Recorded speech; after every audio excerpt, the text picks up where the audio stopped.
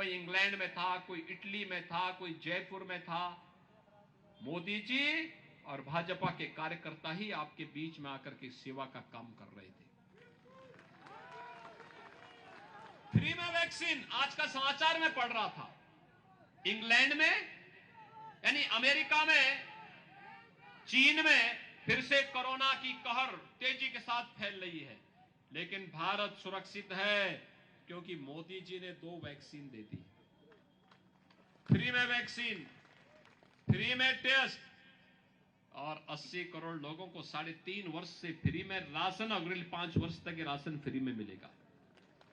भाइयों बहनों, सरकार जब संवेदनशील होती है तो गरीबों के हितों के लिए कार्य करती है, और यही मोदी जी के नेतृत्व में हुआ।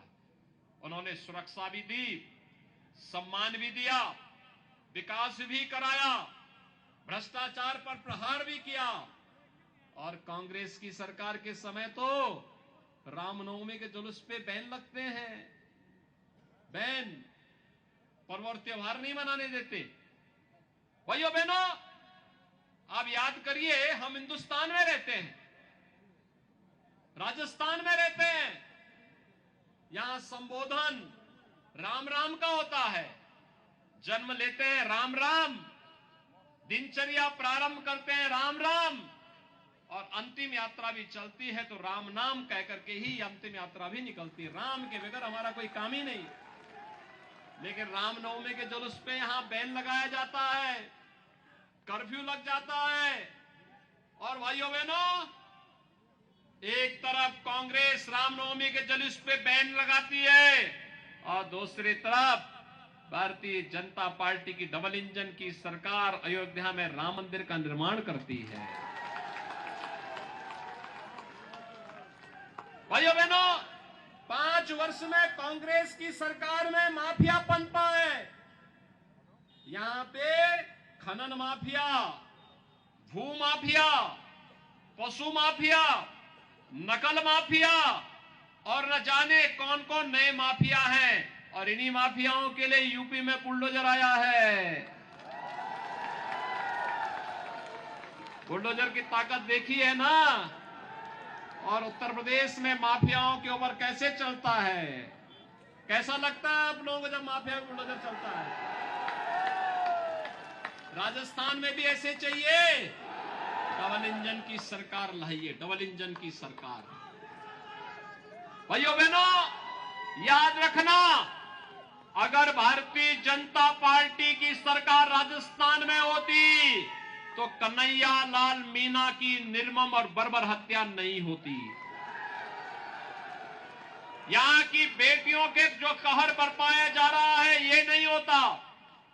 जो यहां पे गौ तस्करी और गौ तस्करी की घटनाएं हो रही है ये नहीं होता। और इसीलिए मैं आपका आह्वान करने के लिए आया हूं आज कि भाइयों बहनों, सुशासन, सुरक्षा और विकास के लिए, गरीब कल्याण के लिए केवल एक ही विकल्प है और वह भारतीय जनता पार्टी है। एकमात्र विकल्प भारतीय जनता पार्टी। और इसीलिए मैं आप सबका आह्वान करने के लिए आया हूं। भाइयों बहनों,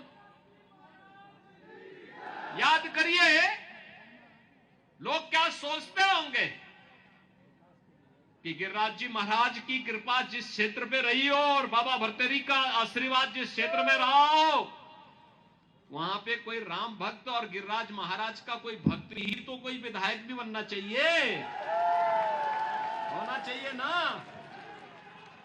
आपने सांसद पिछली बार बाबा बालकनाथ जी को बनाया, वह बराबर आपके बीच में आते हैं, कार्य करते हैं, यहाँ की आवाज को उठाते हैं, लगातार आपके हितों के लिए कार्य करते हैं।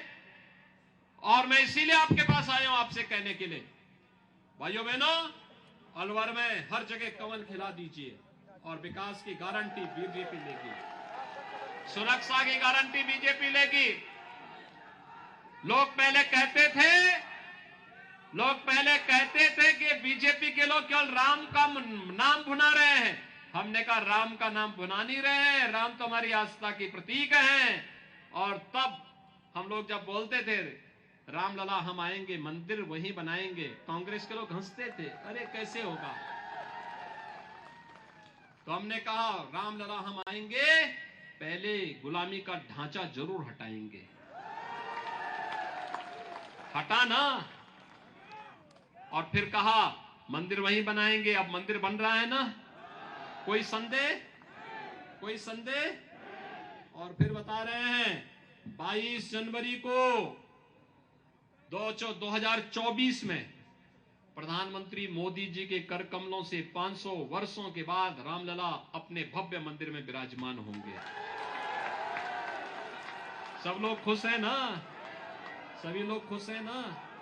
अच्छा मुझे बताओ, अयोध्या आने के लिए कितने लोग तैयार हैं 22 जनवरी के बाद? और इस सड़क के उस पार के लोग, सड़क के उस पार के लोग क्या, और उस पार ये जो बाह मोड़ करके खड़े हैं, इन लोगों से मैं पूछना चाहता हूं, क्या अयोध्या आने के इच्छुक हैं? तो फिर हाथ खड़ा करके मुझे बताओ, आप सभी लोग तैयार हैं? भाइयों बहनों, मेरी आपसे अपील है, भाइयों बहनों मेरी आपसे अपील है, आप जय आहूजा को रामगढ़ से, श्री बन्ना राम मीणा को राजगढ़ से, श्री रमेश खींची को कठुमर से, और जयराम जाटव को अलवर ग्रामीण विधानसभा क्षेत्र से जयपुर भेजिए।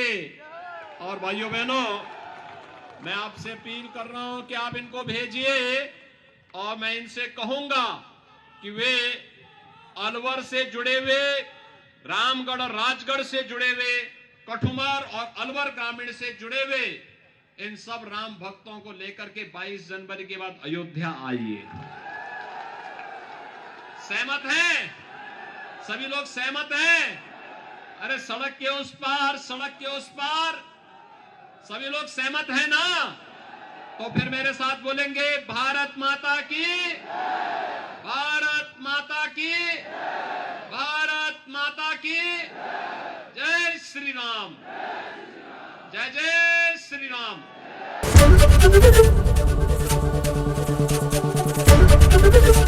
एबीपी गंगा, खबर आपकी, जुबान आपकी।